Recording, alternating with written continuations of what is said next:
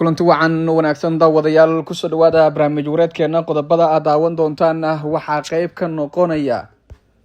qaramada midoobay oo go'aan rasmi ah ka gaaraysa arrimaha Somaliland tallaabadii ugu weyneed oo markan loo qaadayo guddigii qiimeynta waday oo go'aan rasmi ah soo saaray Cabdiraxmaan Cilro oo haysta fursad weyn oo qaramada midoobay Somaliland markan ay ku aqoonsanayso wararkii ugu dambeeyay ee Hargeysa waxa ka socda yaa diiday in farmaajo uu ka mid noqdo golaha mustaqbalka ama xubnaha siyaasiyiinta mucaaradka garabka dawladda ka soo horjeeda siyaasiyiintii hor istaagay farmaajo oo xog culus laga helay dani oo ku dhow in uu isdhiibo markan ugu dambeyn kadib markii looga adkaaday galka deegaanada maamulka Puntland filla Soomaaliya oo qorshihii ugu weynaa u qaaday arrinkan Iran iyo Mareykanka halkii ay kala marayaan tallaabooyinkii ugu dambeeyay la isku qaaday iyo guud ahaan dagaalka bariga dhexe waxa ka taagan caalamka ayaa daawan doontaan balse marka hore si aan faahfaahinta u guda galno waxaan ka dalbanayaa in muuqaalka aad noo share garayso like saarta meel fog gaarsiin qayb ka noqo saaxiibada nagu xiran la xogaha xasaasiga iyo warbixinada halkan aynu ku soo gudbino adigoo rukumanaya barteena YouTube channel sidoo kale furo gambalka digniinta aragtidana qaybta hoose faalada ama commentiga inoo reeba وهاجا وأفر طبعاً bisha July haddii aynu eegno wararkii ugu dambeeyay dulmarka aad ku daawateena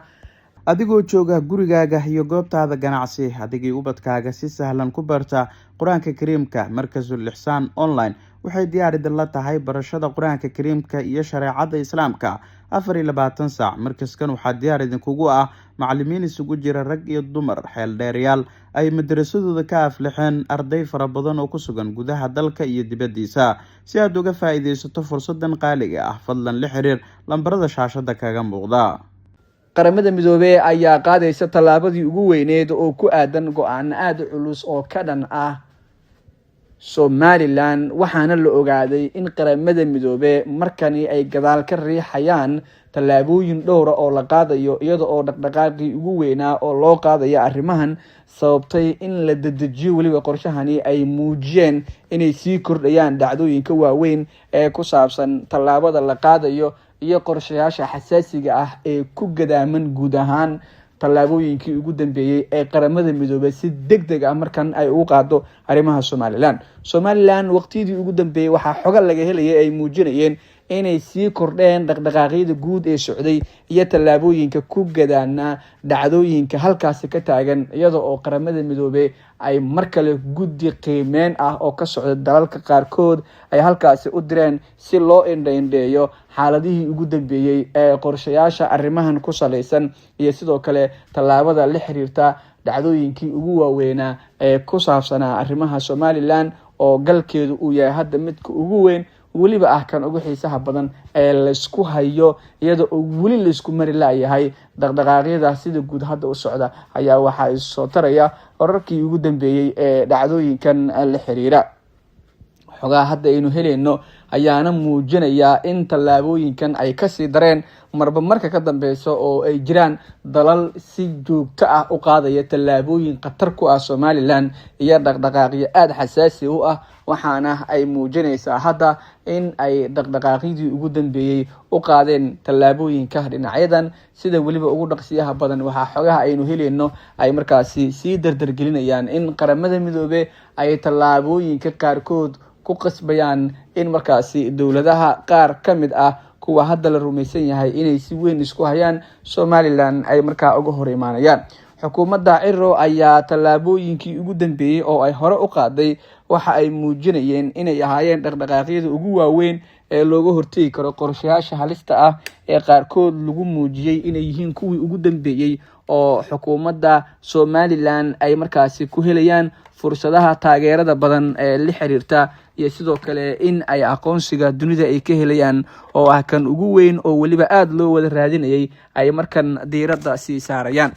xogaha aynu helayno ayaana intaasi ku daraya in dhowr tallaabo oo aad u culus oo la qaaday iyo dhaqdhaqaaqyo waaweyn oo intaba socday maalmihii ugu dambeeyay inay abuureen xaaladihii ugu dambeeyay ee go'aanadan la xiriira iyada oo waliba la dardargelinayo go'aan kama dambaysa iyo dhaqdhaqaaqyo aad xasaasi u ah xukuumadda Ciro ayaana mar kale ka jawaabaysa marxaladihii ugu dambeeyay iyo go'aanadii ugu waaweynaa, waxaana ay xooga markan saarayaan ama ay diiradda isugu geynayaan sidii loo soo afjari lahaa tallaabooyinka kama dambaysta ah ee mar kale xukuumaddu ay uga jawaabayso dhaqdhaqaaqyada guud ee socda, iyada oo weliba la dardargelinayo qaar ka mid ah mowduucyadan waaweyn ee aadka u culus ee dowladaha qaarkood ay sida adag markaasi uga jawaabayeen. Qaramada Midoobay ayaana diiradda saareysa ugu dambeyn arrimaha qaarkood sidii loo kala saari lahaa. Ciro iyo xukuumaddiisa waxay sahelayaan faa'iido marka la eego sida ay wax u socdaan haddii uu sii xoogeysto. markaana dhinaca kale haddii aynu eegno xisbiga nabad iyo nolol ee uu hogaamiye Farmaajo ayaa markii ugu horeysay laga helayaa xog ku aadan cidda u diiday Farmaajo inuu ka mid noqdo golaha mustaqbalka Soomaaliyeed. xisbiga nabad iyo nolol ee uu hogaamiyo madaxweynihii hore ee Soomaaliya ahna madaxweynihii sagaalaad ee dalka Maxamed Cabdullaahi Farmaajo ayaa faahfaahin ka bixiyay sababta uu uga mid noqon waayay golaha mustaqbalka Soomaaliyeed oo ay ku mideysan yihiin siyaasiyiinta mucaaradka iyo qaar ka mid ah madaxda dowlad goboleedyada dalka ka jira. Maxamed Cabdirasaaq Maxamuud, wasiirkii hore ee arrimaha dibadda oo markaasi hogaaminaya guddiga nabad iyo nolol ee ku matalayay wadahadalada siyaasadeed ee hadda socda, ayaa sheegay in Farmaajo uusan isagu diidin ku biirista golaha, balse ay arintaasi kasoo horjeesteen xubno awood ku dhexle isbahaysiga mucaaradka, taasina ay sababtay in isagu uu isaga haro xubnahaasi, sidoo kalena uu noqdo xisbi gooni u taagan oo golaha markaasi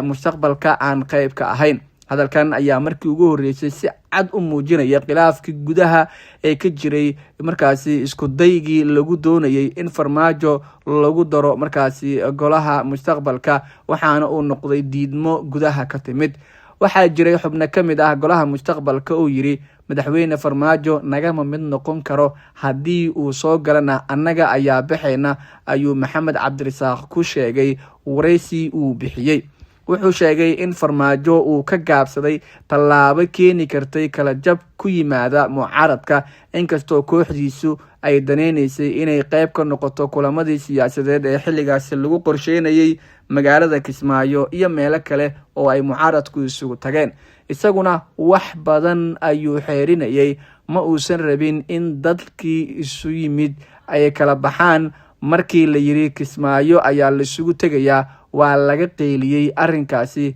marka diidmada dhinacayaga kama imaan, ayuu hadalkiisa sii raaciyay wasiirkii hore ee arrimaha dibadda Soomaaliya. golaha mustaqbalka waxaa ku jira madaxweynihii hore ee Soomaaliya Shariif Sheekh Axmed, ra'iisul wasaareyaal hore, siyaasiyiin mucaarad ah iyo madaxda Puntland iyo Jubbaland. golaha ayaa si weyn uga soo horjeeda wax ka beddelka dastuurka iyo hanaanka doorashooyinka ee ay wado dowladda federaalka ee Soomaaliya ee uu hogaamiyo madaxweyne Xasan Sheekh Maxamuud. shahaadada mucaaradnimada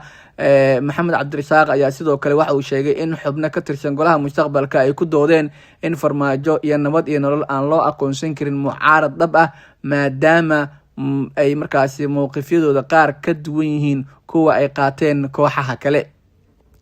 wuxuu su'aal geliyay cidda awoodda u leh in ay siyaasiyiinta siiso ama ka qaado magaca mucaaradnimo. waxa uu yiri qaarkood waxay isku dayeen in ay shaki geliyaan mucaaradnimadeena, waxaana ay nagu riixeen dowladda hadda jirta. wuxuu sheegay sidoo kale in go'aanadii golaha mustaqbalka ay ugu dambeeyeen ama ugu dambeyn nabad iyo nolol u sahleen in ay isu muujiso awood siyaasadeed oo madax bannaan, halkii ay qayb ka ahaan lahayd isbahaysi ballaaran oo mowqifyadiisu ay kala duwan yihiin, weliba fikirro kala duwan markaasi halkaasi lagu saleynayo. nabad iyo nolol ayaa toddobaadyadii lasoo dhaafay si gaar ah uga qaybgalaysay wadahadalada dowladda federaalka Soomaaliya iyo dhinacyada siyaasadda ee lagu doonayo in xal rasmi ah looga gaaro khilaafka doorashooyinka dalka, waxaana lagu tilmaamay mowqif gaar ah in ay nabad iyo nolol ay markaasi arrimahaasi ka taagan tahay. wuxuu tilmaamay in dowladda hadda jirta ay qorshaheedu ku dartay qodobo la mid ah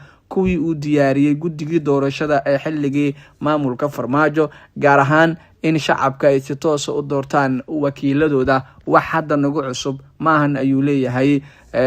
xubintan u hadlay nabad iyo nolol. mucaaradka ayaa aqbalaya mabda'a ay markaasi doorashada ee qof iyo codka ah, balse wuxuu dowladda ku eedeeyey in ay qorshaha uu markaasi wado si aan heshiis siyaasadeed loo dhan yahay aan lagu gaarin. Farmaajo ayaana u muuqanaya mid markan u janjeera dhanka dowladda oo waxa uu soo dhaweeyay qaar ka mid ah qodobadii ugu muhiimsanaa ee dowladda madaxweyne xasan sheekh maxamuud ay markaasi ku saleysay arrimaha doodeeda, taa oo ka dhigan in uu markaasi xoogeysanayo dhaqdhaqaaqyadan hadda jirana ay yihiin kuwii ugu waaweynaa ee loo qaadayo tallaabooyinkan oo ah mid la xiriira arrimaha ugu dambeeya.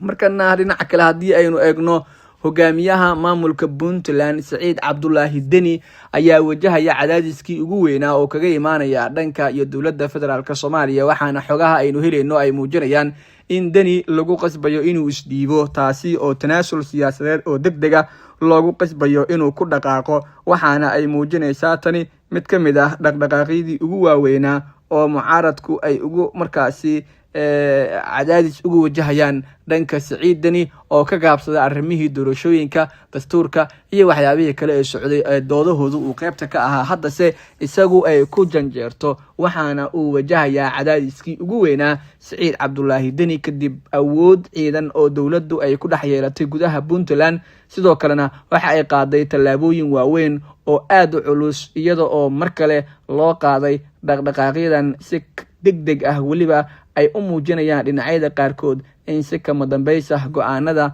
qaar ka mid ah tallaabooyinkan loo gaarayo, waxaana mowduucyada waaweyn ee hadda laysku hayo qaybtood ay yihiin kuwii ugu waaweynaa ee xukuumadda hadda jirta ee madaxweyne xasan sheekh uu hogaaminayo ay si gaara isugu hayaan Deni oo inta badan ay dhanka mucaaradka u janjeereen tallaabooyinkiisa qaarkood, waxaana hadda ay u muuqataa xaaladdu mid kasii daraysa marba marka ka dambeysa. Ugu dambeyntiina haddii wararka caalamka aynu eegno, markaana warar dheeraad ah ayaa kasoo baxaya goobo Mareykanku uu weeraray. Gudoomiyaha gobolka Bushehr ee Iran Maxamed Musafari ayaa sheegay in Mareykanku uu xalay duqeeyay 2 goobood oo ku yaala degmooyinka kala duwan ee gobolkaasi. Wuxuu sheegay in goobta la bartilmaameedsaday ay ahayd meel gaar ah, balse sida ku cad bayaanadii ugu dambeeyay iyo baaritaanadii ugu horreeyay ee la sameeyayba, weeraradaasi wax dhimasho ama dhaawac ah kama dhalan, waxaana taliska dhexe ee ciidamada Mareykanka ee CENTCOM-ka loo yaqaano ay sheegeen in ciidamada Mareykanku ay bartilmaameedsadeen goobo military oo ku yaala gobolka, waxaana ay sheegeen in halkaasi lagu bartilmaameedsaday xubno muhiim ahaa, iyaga oo ujeedada markaasi ku sheegay inay ahayd in la yareeyo awoodda Iran ee ay ku weerari karto ama ku qalqalgelin karto maraakiibta ganacsiga. Waxaa ka socda gudaha Iran waa mid ka mid ah tallaabooyinkii ugu dambeeyay oo arrinkan loo qaadayo, iyada oo Bahrain Iran ay qaati ka taagan tahay. Faahfaahinada ugu dambeeya ee laga helayana waxa ay muujinayaan in ay jiraan weeraro waaweyn oo aad u culus,